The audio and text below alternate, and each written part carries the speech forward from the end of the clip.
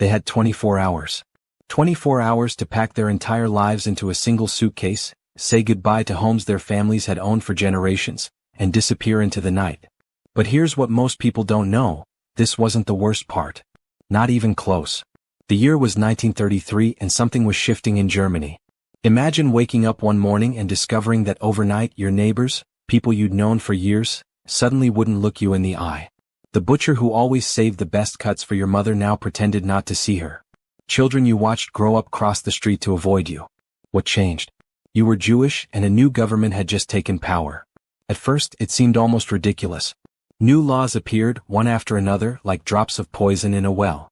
In April 1933, Jewish doctors, lawyers, and teachers were told they could no longer work. Just like that.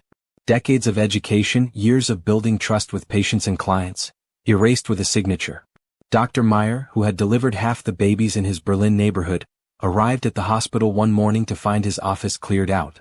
His nameplate was already gone. But people adapted, didn't they? They found ways around it. Jewish lawyers started working only for Jewish clients. Doctors opened small practices in their homes. Life continued, just smaller, tighter. Be more careful. That's what people told themselves. It's temporary. It'll blow over. Governments change. Can you imagine trying to convince yourself that everything would be okay while watching your world shrink day by day? Then came the Nuremberg Laws of 1935, and suddenly being Jewish wasn't about what you believed or how you practiced your faith. It was about blood. Your grandmother's grandmother's religion now determined whether you were human in the eyes of the state. These laws stripped citizenship from every Jewish person in Germany. Overnight, millions became stateless. No rights. No protection. No voice. Marriage between Jews and non-Jews became illegal. Not just forbidden, criminal. People who had been married for years were told their unions were now illegal.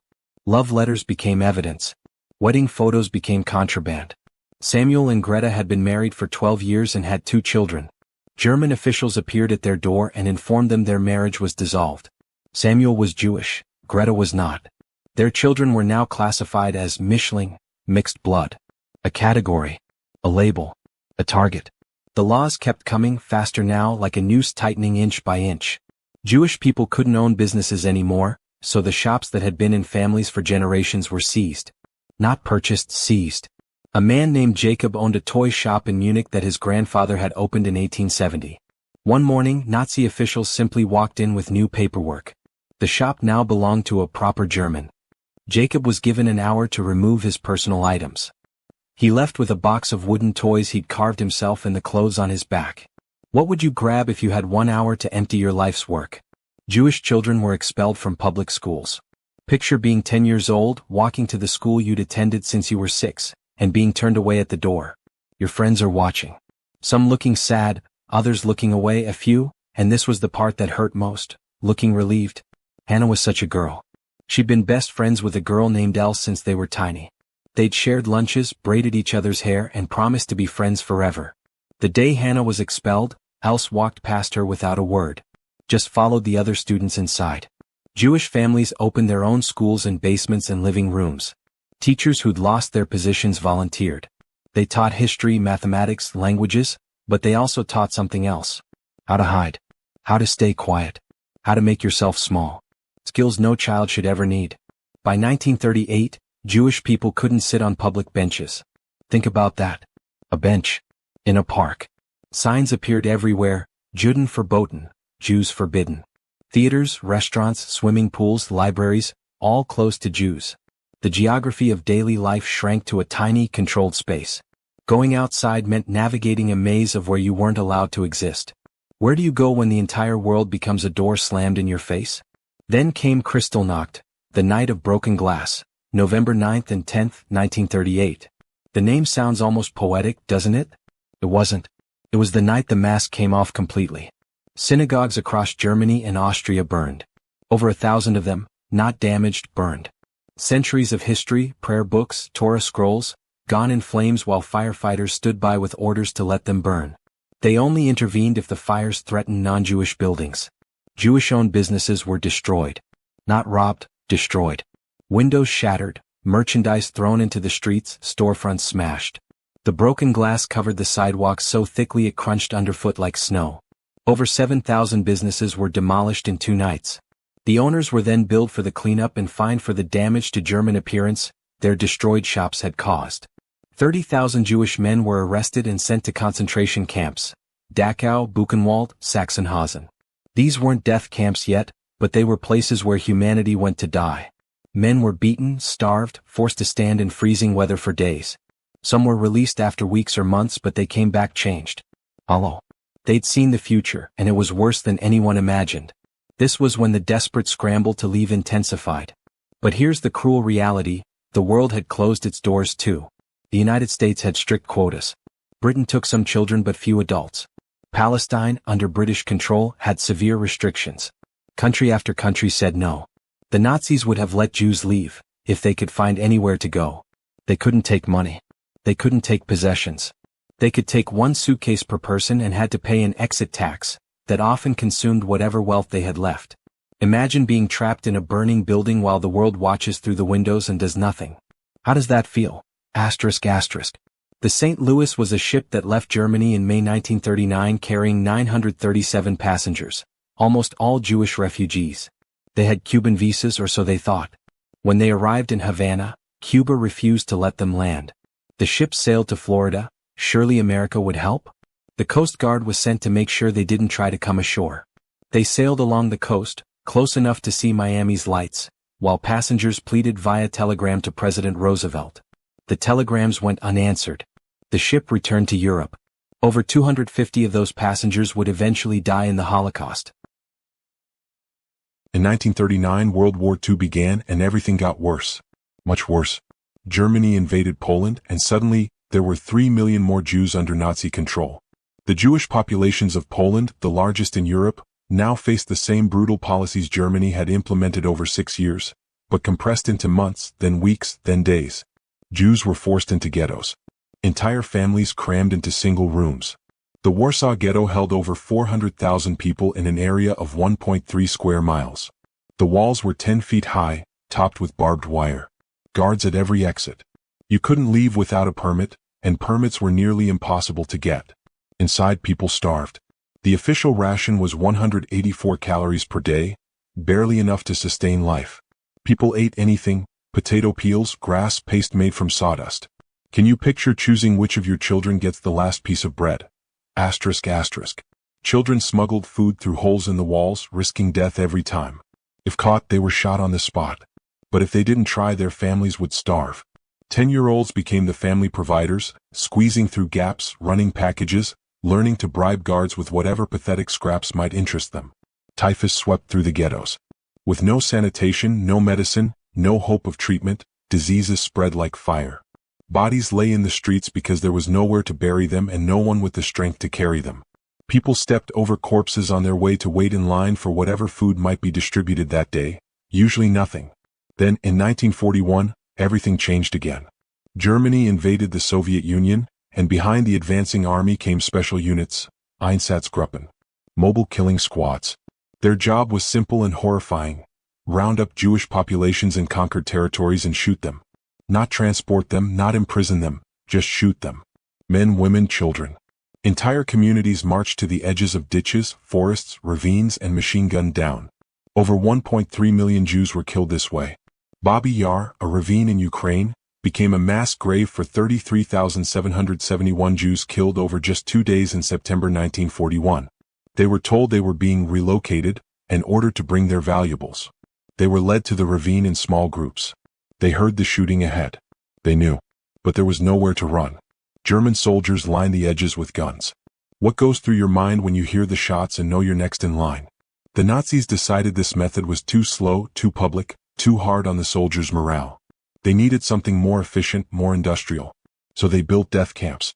Not concentration camps where people were worked to death, though those existed too, but camps whose only purpose was murder. Treblinka, Sobibor, Belzec, Chelmno, and the most infamous of all, Auschwitz-Birkenau. Auschwitz was a factory of death. Trains arrived daily, sometimes multiple times a day, packed with people who'd been traveling for days without food, water, or toilets. They were told they were going to work camps. They believed it because the alternative was unthinkable. The trains would pull up to a platform, and SS officers would conduct selections. A doctor, Usually Joseph Mengele, who would become known as the Angel of Death, would point. Left or right. That was it. One gesture decided everything. Right meant you were strong enough to work. Left meant immediate death, though the people sent left didn't know it yet. Around 75% of each transport went left. The elderly, children under 15, mothers with young children, anyone who looked weak or sick, left. They were told they needed to shower and be deloused before entering the camp. They were led to buildings marked as shower rooms. They undressed because you can't shower with clothes on, can you? They were packed inside, told to remember where they hung their clothes so they could find them after. The doors were sealed. The lights went out. Then canisters of Zyklon B, a pesticide, were dropped through vents in the ceiling. Imagine the moment of realization. The panic. The complete helplessness. Death took about 20 minutes. Then the doors were opened and prisoners, Sonderkommando Jews forced to do this work to stay alive a bit longer, would remove the bodies, search them for hidden valuables, pull gold teeth from mouths, cut hair to be used in manufacturing, and burn the bodies in massive ovens. This happened day after day after day. At peak operation, Auschwitz could kill 6,000 people in 24 hours. The people selected for work weren't lucky. They were just dying more slowly. Starved 700 to 800 calories per day while performing brutal physical labor. Beaten for working too slowly. Beaten for working too quickly. Beaten for looking at a guard. Beaten for not looking at a guard. The rules changed on the whims of SS officers who treated human beings like insects. Prisoners slept on wooden shelves stacked 3 high, crammed so tightly they had to sleep on their sides. No blankets in winter. The barracks had no heat. Temperatures dropped below zero, and people froze to death in their sleep. They wore thin striped uniforms and wooden clogs that didn't fit. Their heads were shaved. They were tattooed with numbers, their names erased, their identities reduced to a serial code. What happens to the human spirit when you're treated as less than an animal? Disease ran rampant. Typhus, tuberculosis, dysentery, starvation-induced illnesses. The camp hospital, if you can call it that, was where Mengele conducted his experiments. He was obsessed with twins. He'd perform surgeries without anesthesia, inject chemicals into children's eyes to try to change their color, infect people with diseases to study the progression. His victims were called patients, but they were torture subjects. And yet, and this is almost impossible to comprehend, people found ways to remain human. They shared scraps of food. They sang songs quietly at night. They told stories of life before. They fell in love. They protected children who weren't their own. They sabotaged work when they could. They smuggled messages. They documented what was happening, burying testimonies and photographs, desperate to leave evidence because they knew the world wouldn't believe it. Resistance existed, though rebellion meant certain death. In Treblinka in August 1943, prisoners revolted, killed guards, set buildings on fire, and about 200 escaped. Most were hunted down and killed, but some survived to tell the world what happened. In Sobibor in October 1943, prisoners killed 11 SS officers and about 300 escaped. Again, most were caught but some lived. The Warsaw Ghetto Uprising in April 1943 was perhaps the most famous act of Jewish resistance. When the Nazis came to liquidate the ghetto, to send everyone to Treblinka to be killed, the Jews fought back. With smuggled weapons, homemade explosives, and sheer desperation, they held off the German army for nearly a month. They knew they couldn't win. They fought anyway because dying in battle was better than dying in a gas chamber. They fought for dignity. Would you have the courage to fight when death was certain either way? By 1944, the Nazis knew they were losing the war. Soviet forces were advancing from the east, Allied forces from the west. The death camps went into overdrive. They needed to kill as many Jews as possible before liberation came. Hungarian Jews, who'd been relatively protected until then, were suddenly targeted. Over 400,000 Hungarian Jews were deported to Auschwitz in just 8 weeks in the spring and summer of 1944. Most were gassed immediately upon arrival. As Allied forces approached, the Nazis tried to hide evidence. They destroyed documents, blew up gas chambers, and forced surviving prisoners on death marches. These marches were exactly what they sound like: prisoners forced to walk hundreds of miles in winter without food, without proper clothing, and anyone who fell behind was shot. Tens of thousands died on these marches in the war's final months. Liberation came in 1945. Soviet troops reached Auschwitz in January. American and British forces reached camps in Germany in April and May. The soldiers who liberated these camps were hardened veterans who'd seen years of combat. Many broke down and wept at what they found. Piles of corpses. Living skeletons who could barely stand. Mass graves. The ovens. The evidence of industrial murder. Survivors weighed 60, 70, 80 pounds. Their bodies had consumed themselves to stay alive. Many died in the days after liberation because their bodies couldn't process normal food anymore. Some died from the sheer joy and shock of being free. Their hearts literally couldn't take it. The final count would take years to calculate. 6 million Jews murdered. 2/3 of Europe's Jewish population. Gone. Entire families erased. Entire communities wiped from the map. Villages in Poland, Ukraine, Lithuania that had been predominantly Jewish for centuries. Empty. The Yiddish language, spoken by millions, is nearly extinct. What story from World War II resonates most with you? The soldiers who stormed the beaches? The resistance fighters? The people who hid families in their attics? Drop your answer in the comments. I'd love to hear which stories of courage from this era move you most. This wasn't ancient history. This was 80 years ago. There are still survivors alive today, though fewer each year. They tell their stories while they can, and we have a responsibility to listen. Not because it's comfortable, it's not. But because the only way to ensure it never happens again is to remember exactly how it happened in the first place. It started with words. With laws. With small acts of dehumanization that people rationalized as temporary, as not that bad, as necessary for national security. It progressed step by step, each one slightly worse than the last, until the unthinkable became routine. That's the lesson. Evil doesn't usually announce itself with monster masks and dramatic music. It comes wearing a uniform and carrying paperwork and speaking about order and purity and national destiny. The Holocaust didn't happen because millions of people woke up one day and decided to be evil. It happened because millions of people decided to look away, to mind their own business, to tell themselves it wasn't their problem. It happened because good people did nothing. And that's why we remember. That's why we say never again and mean it. Because the people who died in those camps, who starved in those ghettos, who were shot in those ditches, they were people. They had dreams, hopes, families, favorite songs, inside jokes, bad habits, quirks. They were exactly as human as you or me. And they deserved to live. Their stories didn't end with their deaths. They continue every time we tell them, every time we refuse to forget, every time we stand up against hatred wherever we see it beginning. That's how we honor them. That's how we ensure their suffering wasn't meaningless. Never forget. Never again.